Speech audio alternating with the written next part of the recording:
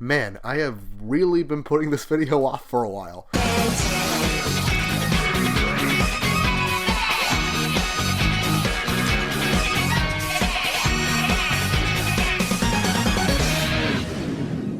I am back with part 2 of What If Ben 10 was in the MCU. Now, before I continue with this video, let me just clarify a few things just in case I never did that in the first video. The course of each Ben 10 film I will talk about takes place within a certain part of the year. For one, the first 3 Ben 10 movies I talked about in part 1 all take place in phase 2 of the MCU, with the third one where Vilgax fights Ben and Captain America happening right before the events of Age of Ultron. And this next movie will take place right after Age of Ultron, a few months after Age of Ultron to be more specific. Now here's the thing, I ran a poll a little bit after part 1 came out, asking people on Twitter whether or not you wanted Ben to be part of Age of Ultron, or for him to have his own solo outing. And a good chunk of you said for Ben to have his own adventure. Honestly, I was kind of hoping for that, because, let's face it probably would have been a lot harder for me to figure out a way for Ben to be part of Age of Ultron that would have made sense. So, without further ado, let's get started with this brand new What If. With this part, we start off with Ben and Gwen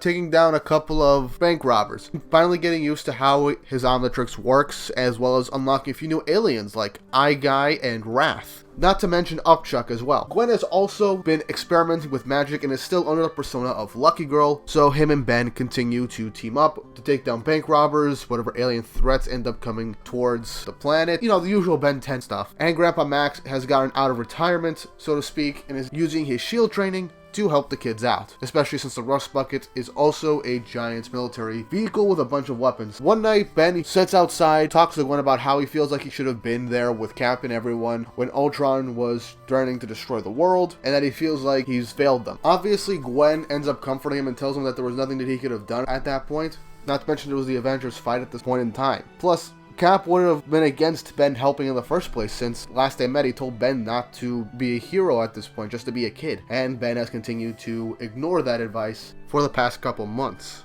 Now, moving on, Ben reveals that he's been having some nightmares recently, and those nightmares were about Ghostfreak, saying that he wants out. And this has had Ben shaken up for a few weeks now. Gwen tells him that it's probably just because he's been using Ghostfreak a lot lately, and maybe he's just getting sick of using him all the time. Ben agrees and then goes to sleep. We then cut to a bizarre room where we see a bunch of Ben's old villains. We see the Circus Freaks, Dr. Animo, we see Hex, and we even see Kevin in his still amalgamated alien form. He's greeted by a man in a lab coat who says that their master has gathered them together so they can capture and defeat Ben Tennyson. His master is on the screen as a hooded figure, giving them the orders that they need. Everyone questions why they're all here. Well, more specifically, why them? They've never worked together in the past. They don't know who they are. Not to mention that at this point, there are only 6 of them. And he assures them that the rest of the members will show up eventually. It's just they're late as all. So they then go with the plan to try and take down Ben. Ben, still a bit shaken up from the Ghostfreak nightmares, begins to take Gwen's advice and not use Ghostfreak as much. So he resorts to using feedback whenever he needs to, or forearms, or Wrath even. So one day, the gang end up going back to Mount Rushmore to try and restock on a few weapons they need to take down some aliens if they ever need to. On the way, they're ambushed by the Circus Freaks and Dr. Animo. Not to mention, they end up getting hit by some of Hex's magic.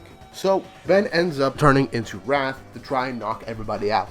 This goes well at first until Kevin shows up and shows off that he's learned how to combo off all of the aliens that he's been able to use ever since he absorbed the DNA from the Omnitrix. He knocks Wrath down, but Wrath manages to get a foothold and get Kevin on his toes. Ben then gets hit with Hex's magic since Gwen was preoccupied with some of the Circus Freaks. Then out of nowhere, 3 beings show up. A werewolf, a mummy, and a Frankenstein-looking monster. Ben is outnumbered and Gwen can't hold off Hex and the Circus Freaks anymore, so Ben tries to use Wrath to hold himself off against all of these other enemies. Dr. Animo even uses his weird frog thing to try and grab a hold of Ben's leg, so he's an easier target. After getting pummeled by Kevin and the 3 monsters, the Omnitrix does time out and Ben is standing there beaten and broken. It all seemed lost until all of a sudden a big flash took up the air and blinded everyone. At that moment, Ben and Gwen were grabbed, put into the rust bucket, and they all left. Now, it wasn't Max who saved them. Max was knocked out from the crash. It was actually Nick Fury and Maria Hill. They've been watching Ben ever since his fight at Mount Rushmore, and have been monitoring to see what he can do, and also see if he's Avengers material in case they ever need him. After seeing what was going on, they decided to help Ben out and save his ass. Fury ends up asking if he wants him to call in some of the Avengers. Ben thinks of it. He does want to see Cap again, but he also doesn't want to get lectured by him. But then Ben ends up thinking that all these guys are his mess. He failed to keep them in jail, and honestly, they're all there for him. So he figures of trying to come up with a plan in order to take them all down. And obviously, Fury is impressed by this and asks, what's the plan? We then get notified by some field S.H.I.E.L.D. agents that there's been a break-in at a local space station. So they end up investigating. Nick then reveals that this could be tied to this weird new mineral that they found, that if someone comes into physical contact with it, it causes them to go under a weird genetic mutation. Not only that, it's also able to absorb solar energy, or even block it. So they figured that whoever is trying to get this in the atmosphere may also be trying to mutate the vast majority of the Earth's population, and maybe even use this type of new mineral, if they have enough of it, to block out the sun.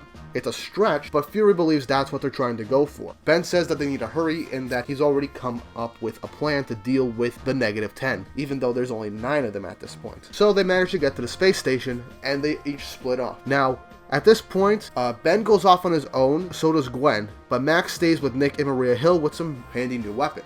Nick, Max, and Maria Hill end up facing Dr. Animo and the Circus Freaks, who have been tasked of guarding one specific entrance. Gwen ends up fighting Hex, who's guarding another entrance, and Ben comes face to face with Kevin. Now, first let's get the fight with Maria Hill, Nick Fury, and Max against the Circus Freaks and Animo over with. So the Circus Freaks do manage to get a foothold on the fight at first, but with the weapons that Max was able to get from Mount Rushmore beforehand, and with Nick Fury and Maria Hill's pretty amazing teamwork, they were able to catch the Circus Freaks and even destroy the device Dr. Animo's been using to mutate his animals. And they even figured out how to reverse the effects and turn his frog back into a regular frog. Next, we have the battle against Gwen and Hex. And now this fight can go either way. While Hex is a more advanced user of magic and has a very keen background with a specific sorcerer that he ends up boasting about, Gwen has been able to find these charms that she's been able to use to help increase her magical abilities as well as her physical attributes. So the fight between these two is relatively even until Gwen ends up getting a foothold by being able to use her magic to take Hex's staff away from him and get him off guard for a few seconds in order to knock him out. She then uses a spell to try and bind Hex. Now she knows that this isn't a permanent fix, but without his staff to be a somewhat conduit, she figures that this magic spell should be able to hold him for a while. Finally, we have the battle against Ben and Kevin. Now this is a well-anticipated rematch, especially if this is a Ben 10 film, and everyone loves Kevin from the Ben 10 franchise. So Kevin still kind of blames Ben for turning into this amalgamated form and for basically ruining his life. Ben tells him it's not his fault that he got greedy for power and wanted power from the Omnitrix just so he can make a buck. So Ben ends up turning into feedback. And since Ben knows all of his original 10 aliens very well, he ends up being able to dodge a good chunk of Kevin's attacks, even the new ones that Kevin came up with by combining stuff like Diamond Head's arm with forearm strength plus accelerate speed to get a few hits in on Ben. But then figures that Kevin is able to somewhat absorb energy, that if he managed to take out the energy from Kevin, that he'd be able to turn back into normal. This is a big gambit, but Ben uses feedback to try and absorb whatever energy that's been coursing through Kevin's body all this time, and it actually works. Kevin reverts back to normal. And honestly, Kevin is, while pissed off that Ben was the one that got him to turn back, was slightly grateful. And since Kevin didn't really want to fight him at this point, he was like, okay, look, these guys are up ahead, just go. So Ben thanks Kevin and he goes off ahead. Unfortunately, the Omnitrix does time out, for obvious reasons, but then Ben, Gwen, Max, Nick Fury, and Maria Hill end up getting into the back of the space station, and they see that it's pitch black, pretty much.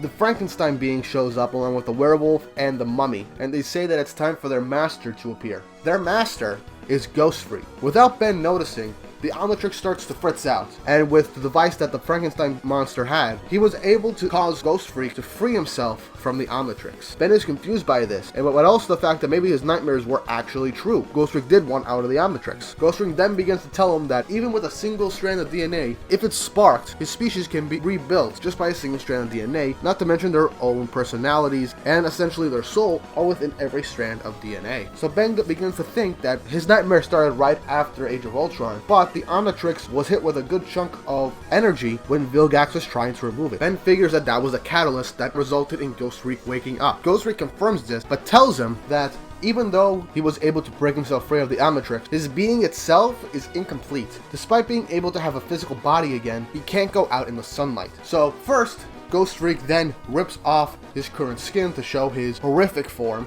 and reveals that he was a criminal and one of the strongest of his kind. After he was imprisoned, he was set to be put to death, but the creator of the Omnitrix managed to get a sample of his DNA to place in the Omnitrix. So what happens is that Ghostfreak reveals that the reason Ben's been able to go out in the sunlight as Ghostfreak was because the Omnitrix plus Ben's DNA and Ghostfreak's DNA were able to balance each other out, causing the body to be essentially a complete being, since that it was also a function of the Omnitrix to fix missing parts of a being's DNA. But since Ghostfreak was freed, the problem was that his DNA was flawed. He couldn't go out in the sunlight, so he needed to possess Ben, which was the main reason why he created the -10, to capture Ben so that when Ghostfreak is freed, he can possess him. And the second part of his plan, if it were to fail, was to create a new world for himself using this bizarre new mineral. He wanted to block out the sun as a contingency plan in case Ben were to ever die, or if his plan to merge with Ben ever failed, and that since he was removed from the Omnitrix, that it wouldn't work if he tried to merge with Ben.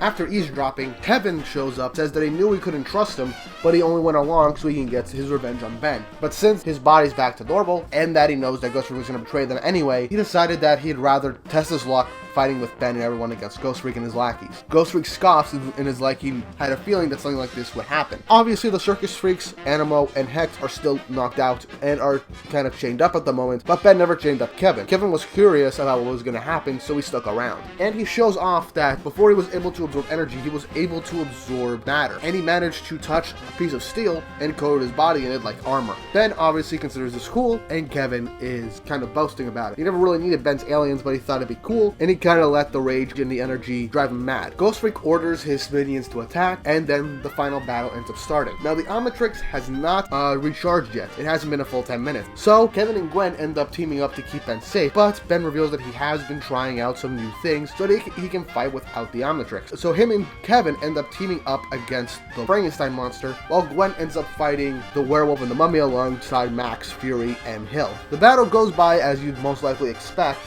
with Ben and Kevin being able to outmaneuver the Frankenstein. At this point, he reveals his real name is Victor, and Gwen's been able to subdue the mummy. The werewolf, on the other hand, S.H.I.E.L.D. was the main problem for them. Now, Ghostfreak's somewhat enjoying this, but he is staying away to wait for an opportunity.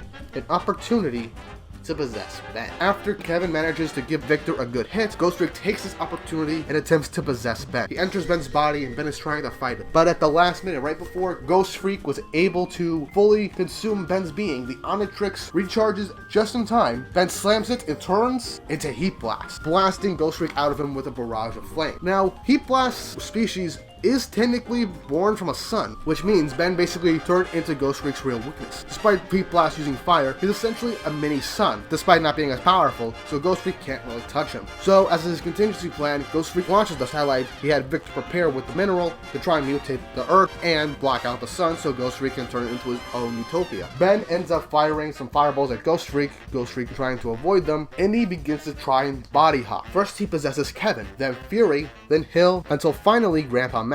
He would have possessed Gwen, but Gwen's magic is essentially a natural force field for Ghostfreak's being. He possessed Grandpa Max and tried to guilt trip Ben into not attacking him, which Ben doesn't do. Even Gwen doesn't attack him. Kevin doesn't want to hurt an innocent old man. Granted, his personality did take a complete 180, but remember, Kevin was kind of driven mad by the influx of energy from the Omnitrix, so they all pretty much power down, and Ghostfreak tells him to wait for the Omnitrix to time out. But Fury, being Fury, prepared for this and essentially knocked out Ghostfreak by using some sort of dart. Ghostfreak ended up leaving Max's body, giving Ben the opportunity to shoot him with a good chunk of flames. Ghostfreak was knocked to the ground, and Gwen used her magic to essentially bind Ghostfreak. Now, usually I would consider that since this is an MCU film, there would be a way for Ben to kill Ghostfreak since he was using Heat Blast, but I fear that Ghostfreak, while weak to the sun, since Heat Blast is mostly fire and not really considered a sun, I figured that it wouldn't be enough to kill him unless he continuously hit him with the flame. And Ben's not a killer, so he lets Ghostfreak live. Much to the disapproval of Kevin, but he understands why. Nick Fury decides that he should be able to seal up Ghostfreak and his minions. But it's no time to celebrate just yet. The rocket with the satellite as well as the minerals were about to launch. Ben figures that they should try and deactivate it. Hill, Fury, and Max, along with Gwen, try and see if they can disarm it. But it turns out that the only way to disarm it is with either Victor or Ghostfreak's DNA, and none of them will be willing to turn it off. So Ben decides that they should clear everyone out of the area so he can blast the rocket. Gwen ends up telling him that it's a bad idea because for all they know, it could unleash all these weird particles into the air that'll mutate everyone. Max and everyone else have the same concerns, but Fury does state that he could seal off the area if they need it. He has some S.H.I.E.L.D. agents standing by, so they get everything ready. Everyone clears out. Ben ends up using a good chunk of Heat Blast power to destroy the rocket. But the one thing that everyone was afraid of didn't actually happen. Heat Blast used enough flames to burn up the mineral and the particles of that mineral. Even though it's said to absorb solar energy, as well as light in general, Heat Blast was able to use as much of his power as possible to completely vaporize whatever they had. So everything ended off pretty well. Ghostfreak and his lackeys get captured by S.H.I.E.L.D. as well as Dr. Animal and the Circus Freaks. The one thing that happens that Hex does get away, it's Hex. You have to assume that he wasn't going to be captured. And everyone goes off their separate ways. Fury does approve of Ben being a hero and says that he really is Max's grandson. And he compliments Gwen too, that these two could be Avengers once things all go out well. Ben says that while he wants to be an Avenger, he feels like he's not ready for that responsibility yet. While he does want to save the world, he figures he wants to save whoever he can before teaming up with the Avengers. Plus, he doesn't feel like facing a lecture from Cap. Gwen says the same thing. And what happens with Kevin? Ben actually offers Kevin a chance to redeem himself from being all energy crazy and trying to kill them just a couple of hours ago, and offers for him to help them out and be a hero with them. Kevin thinks about it, looking that it wouldn't make much sense for him to join them, but figures that he doesn't really have anyone else around to support him or help him out in any way, and he's basically all alone. So he takes up this opportunity to help Ben and Gwen, as the three of them end up becoming a team. This is the origin of Team Tennyson in the MCU. Now we get a post-credit scene. We see this weird big white alien thing. It says that their plan is almost ready and that they're ready to begin within a year or so. And then we got the black. We do get another post-credit scene, but it's really just Ben showing off his new aliens that he's managed to acquire by getting the DNA from Ghostfreak's lackey, Blitzwolfer, Snarrow, and Frankenshock. So yeah, that's the end of this Ben 10 series. Well, at least for now. So we're entering Phase 3. And with how things left off, we're going to use Phase 3 as an opportunity to go into Alien Force. Now, I'm going to ask you guys a quick question. Phase 3 is when Civil War happens, and I want to hear what you guys think. I'm probably going to put up a poll on Twitter regardless, but I want you guys to tell me, should Ben take part in Civil War? Should Cap or Iron Man recruit Ben? Or should Ben just not know about Civil War and continue on his own thing? Should he cross over with them at this point? Or would it be overkill? Let me know in the comments. And I will hopefully get the next part out relatively soon, hopefully within a month. So, hope you guys have an awesome day,